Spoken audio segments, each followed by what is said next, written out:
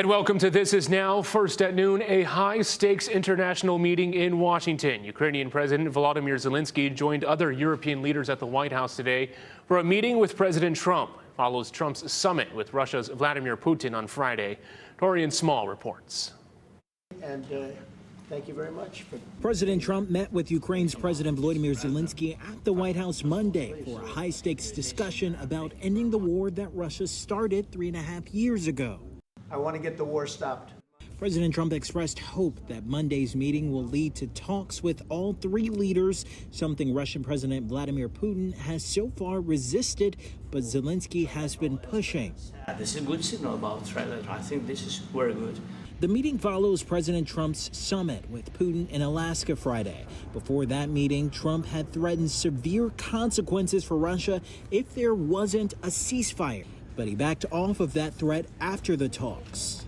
We can work a deal where we're working on a peace deal while they're fighting. Among the main issues, what happens to about 20% of Ukrainian territory Russian troops currently control? President Trump also met Monday with key European leaders who, like Ukraine, want a deal that includes security guarantees so Putin doesn't launch another invasion in a few years.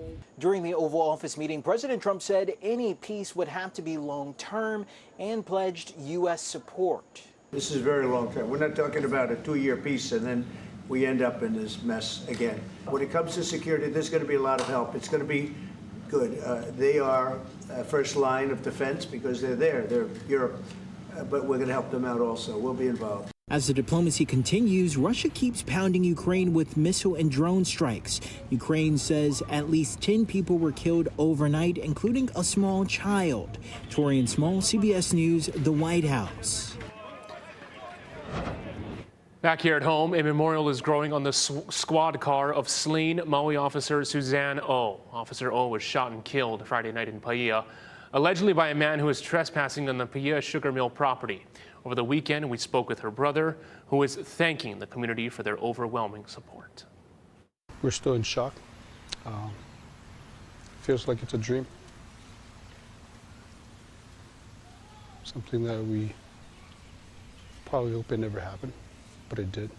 Just want to say thank you to the Maui Police Department for the love and support, not only the Maui Police Department, but the Maui community as a whole has been showing nothing but love for my sister, and I just want to say thank you guys. O's older brother got a chance to sit in her police vehicle and pray over the officers who worked directly with her on that night shift.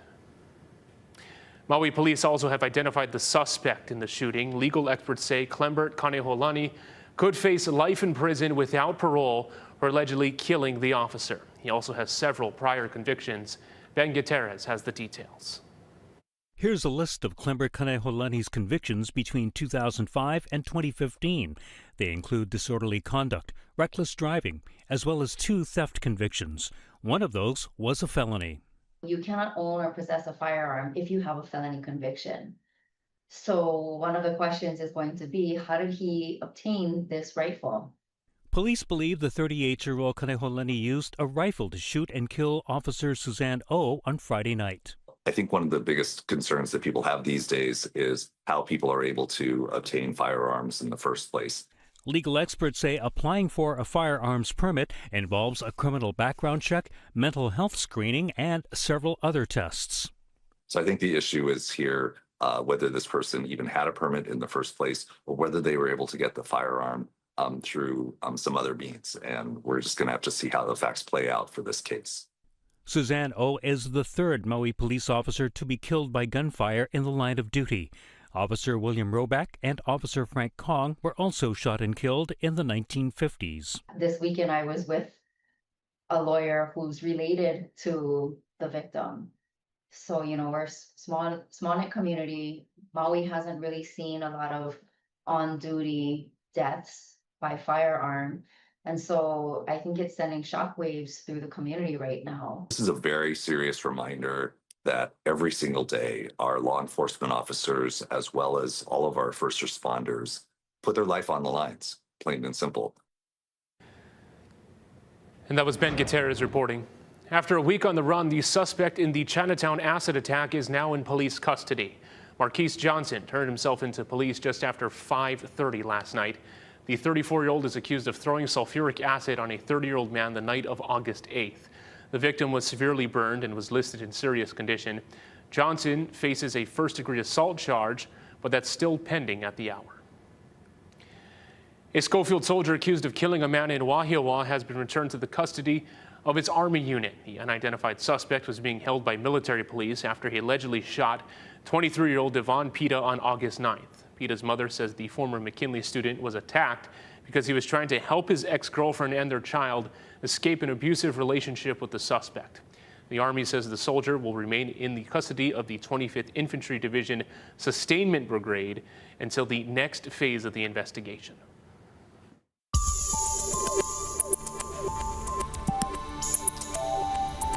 And happy Monday, everybody. I hope you enjoyed your weekend. Let's take a live look outside at our tower cam. You can see it's beautiful out there today. A little toasty. We're actually seeing southeasterly winds in town around 15 miles per hour. So still a little bit humid out there and very warm, around 87 degrees. Expanding this out throughout the rest of this evening, getting up to around 89, potentially 90 degrees by the time we get to around 2 p.m.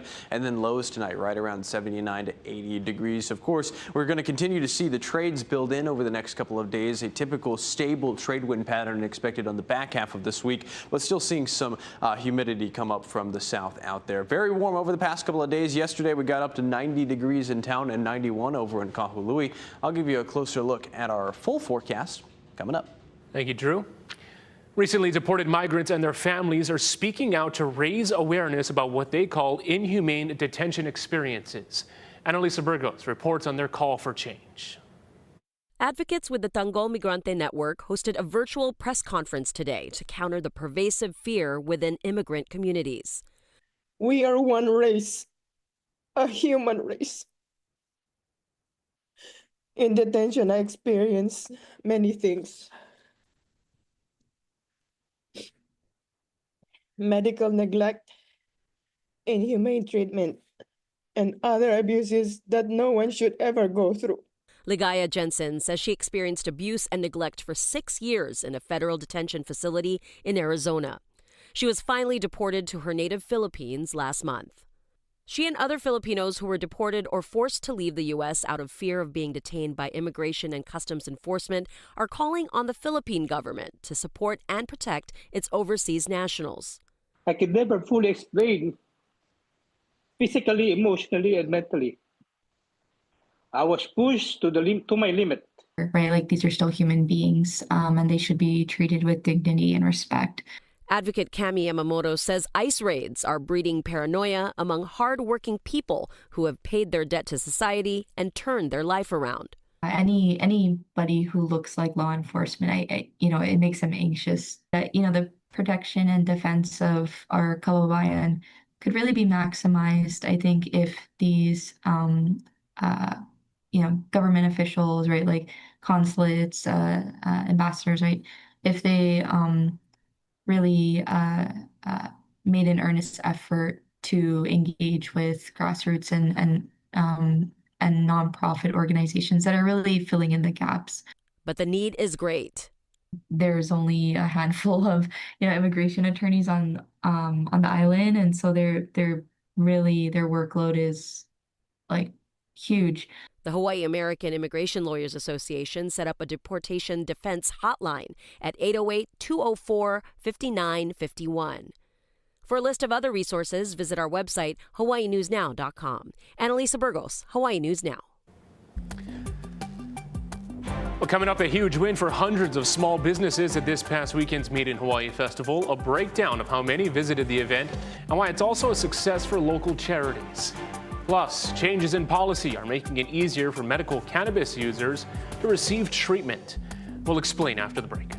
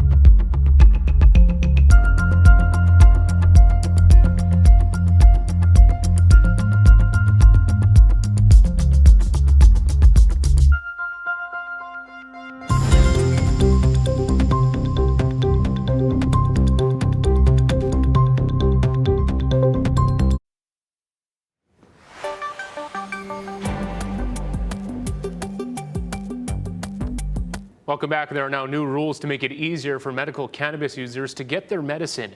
Daryl Huff shows us what's changing. Lawmakers rejected the idea of legalizing recreational marijuana in favor of shoring up the medical cannabis system based on dispensaries like this one. That was a system that was in danger of failing. I think there was some irrational exuberance about how successful the program could be and what it could become. The number of registered patients has been falling from a peak of about 35,000 to 30,000, and it's estimated that fewer than half use dispensaries. They grow their own, rely on a caregiver grower, or buy on the black market. It's clear it's not working the way everyone would like it to work. The new laws will make it easier and cheaper to get a medical cannabis card through telehealth, fee caps on initial consultations, and freedom for providers to recommend cannabis for more things. So if you have a condition that's not on our defined list of debilitating conditions, but a provider thinks that cannabis could be right for you and could be incorporated into your treatment plan, they are empowered to do that.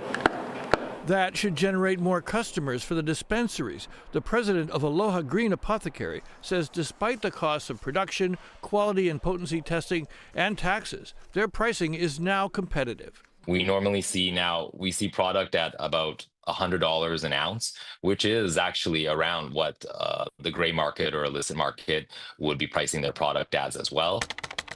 But many patients prefer cannabis products they or their caregivers have grown. The new law expands what caregivers can do, allowing them to grow 10 plants each for up to 5 patients. What we really want to do is just make the whole system more convenient for patients. While allowing more dispensary licenses, the bill bans large growing cooperatives like this one at Mokuleia that concerned law enforcement and competed with dispensaries. Shared grow sites now are limited to 5 patients or caregivers on one site. So that's 50 total plants, and patients can also collectively pool their resources and grow on one plot, but only up to 5 patients. The law could make it easier to investigate providers who certify patients without enough information, making it clear that the government can examine medical records. That nearly got the bill vetoed. We have to realize that the information in these medical records could be potentially incriminating because there is evidence in there that patients are engaging in the illegal use of a federal Schedule I controlled substance. And we really don't even want to see the patient's medical records. We just want to see that the provider is adequately providing care for patients. The law also requires licensing of hemp stores, replacing difficult criminal enforcement with civil fines and seizures, especially of unregulated intoxicating products. We've heard reports of minors having access to it and of people getting sick from buying high-potency products. One of the most dramatic changes in the law will allow dispensaries like this one to buy product from independent licensed growers, even some who may have been convicted of growing illegally in the past. That's a system that's complicated and will take more than a year to develop. Reporting from Mapunapuna, Daryl Huff, Hawaii News Now. Daryl, thank you. Well, hundreds of local businesses are celebrating a huge win after another busy Made in Hawaii festival. The event drew massive crowds to the convention center. About 70,000 people attended over the 3-day weekend. It featured 700 local artists, makers, and entrepreneurs. The festival presented $30,000 in donations to the Hawaii Food Bank and the Food Basket. The money was raised through optional donations from event goers and matches from the festival and the Servco Foundation. And stick around. Coming up after the break, we'll take a look at your full first alert forecast. It's hot out there, temperatures in the upper 70s, but feeling a lot hotter because of the humidity. The details coming up.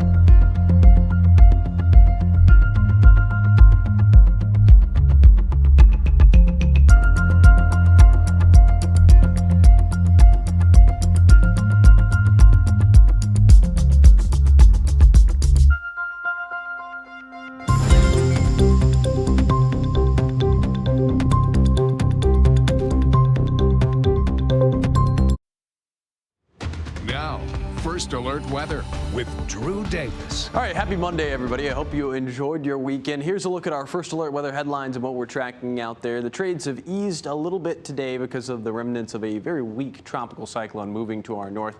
And then, of course, we were seeing some increasing showers out there and higher humidity. Our weather outside right now, pretty warm, 87 in town, and you're also seeing temperatures in the upper to mid 80s out there. But, you know, these are current temperatures with the added feeling of the humidity out there. It feels a lot warmer. In town, it's around 92 degrees. That's the heat index. It feels like temperature.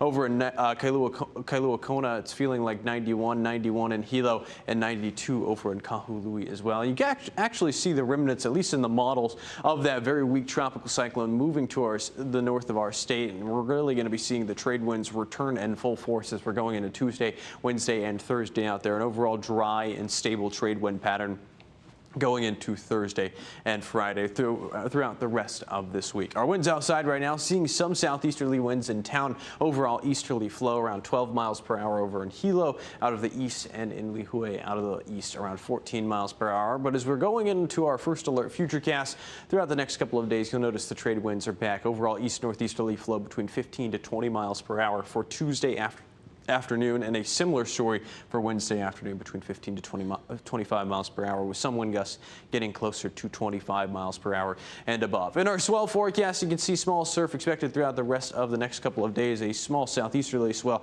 going to be building in as we're going into Thursday and Friday. Here's our surf and shoreline forecast. You can see the impacts of that. East-facing shores a little bit on the rise because of the breezier trades expected around 3 to 5 feet. South-facing shores around 3 to 5. North and west-facing shores around 1 to 3. Of course, this is for this afternoon. We're also tracking a few box jellyfish out there, a higher probability on Oahu, south and west facing shores today, and they're going to start moving away over the next couple of days. Our first alert radar and satellite, a few sprinkles just off to the south of Oahu, a few sprinkles along the Waianae mountain range right now, relatively dry across the rest of the island. Maui County, quiet. Hawaii Island also relatively dry, seeing some clouds out there and some Mauka clouds over on Kauai. And here is your first alert 7-day forecast going forward. A few showers out there today, but we're going to be drying up as we go into Tuesday, Wednesday, and Thursday. High temperatures remain hovering right around 90 degrees. Thank you, Drew. Well, Surf's Up this week, this time for our four-legged friends. The surfer competition is celebrating 10 years at the Duke's Ocean Fest. Casey Lund takes us to Waikiki. Aloha from Waikiki, just in front of the Duke Kahanamoku statue. This is what it's all about, celebrating that legend, man who meant so much to Hawaiian surfing. Right now, today, the Pacifico Longboard Classic already underway. They got started at 8 o'clock this morning. Tomorrow, those tandem surf competition, and then Wednesday, a foil competition, and then Thursday goes to the dogs. And we've got a couple of dogs with us. We've got Devin Lum, and we've got Ozzy, and Zeke, right? Tell me a little bit. Now, I think before we went on, you were saying that you may as well named Mauka and Makai because one really loves the water, the other not so much. Yeah. So Ozzy here, he's my little surf pup, and this is Zeke. And yeah, we could have named them Mauka and Makai because Ozzy just loves the water. Zeke, he loves the mountains. Yeah, so, yeah. Tell me a little bit about how you got into this, and how, you know, I imagine you surf, and it's just natural to bring your dogs with them. Yeah, you know, it was Valentine's Day, and I went out for a little surf, and this guy right here just followed me right into the water, and it was amazing. You know, it's everything you dream of, right? As a surfer and a dog lover, that you're like, you get to share that with them, and I was very fortunate and happy to see that he also loved the water and just hopped right in. We're grateful for you guys coming down here, there's Zeke and Ozzy. I want to talk to Kelly Herger to get with us as she's getting some kisses there. Kelly, I want to ask, how do they kind of gauge or score the dog surf competition? So it's judged just like the humans are judged in the water. It's about length of ride, the style on the board, and then it's also how much fun are they having, what is the crowd doing, you know, people pleasing, that kind of thing. And so all of that combined for the best surfer, for the best wave riding, and they can win a year's worth of chicken fingers from Raising Cane's. So that's what it's all about. Those Raising Cane chicken fingers. I want to ask real quickly before we're almost out of time. This is all about, again, celebrating the Duke, his birthday coming up on the 24th, I believe. So a 7-day celebration. This is really about honoring his legacy and the family's legacy, right? And raising money for the foundation. Yes, so our mission is for the Outrigger Duke Kahanamoku Foundation. We provide scholarships for Hawaii athletes. So all the proceeds from Ocean Fest go towards that mission. And it celebrates Duke's legacy, perpetuates his life, and just, yeah, it's a wonderful thing. An awesome opportunity to give our visitors that are coming here an idea of really what the surf culture, what aloha is all about. Yes, absolutely. So we want to thank Duke Kahanamoku, the family, of course, the foundation. Kelly, thank you so much. Devin, and then we've got Zeke and Ozzy. We'll send things back into the studio. Get in here on them. What's up? Love it. Mahalo nui, Casey. Still to come, a new exhibit overseas is the stuff of nightmares. A look at its fascinating approach to studying dreams.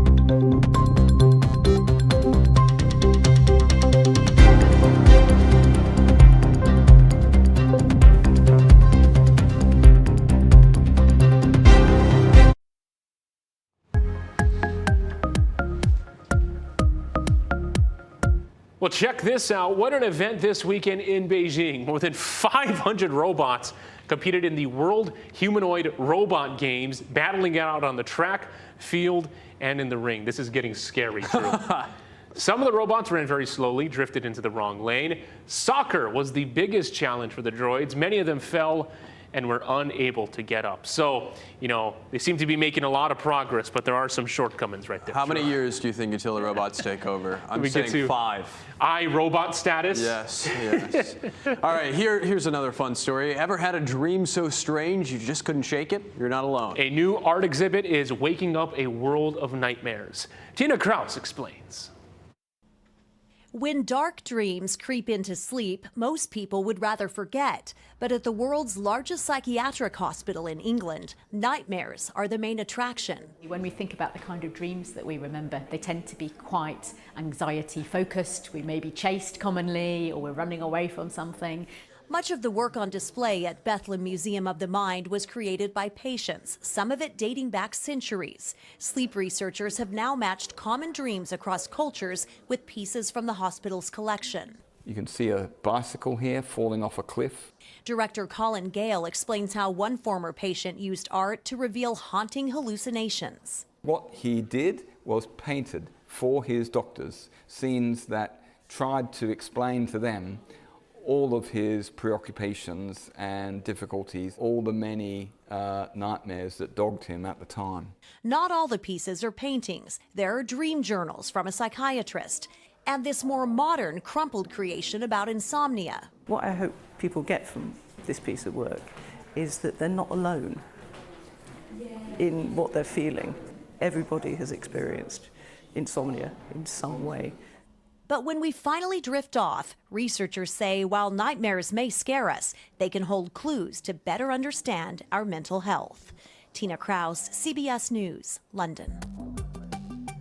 Scary stuff right there. Yeah. But started to kick off the week that way, but... What's your scariest nightmare story? Oh man, let's not get into that.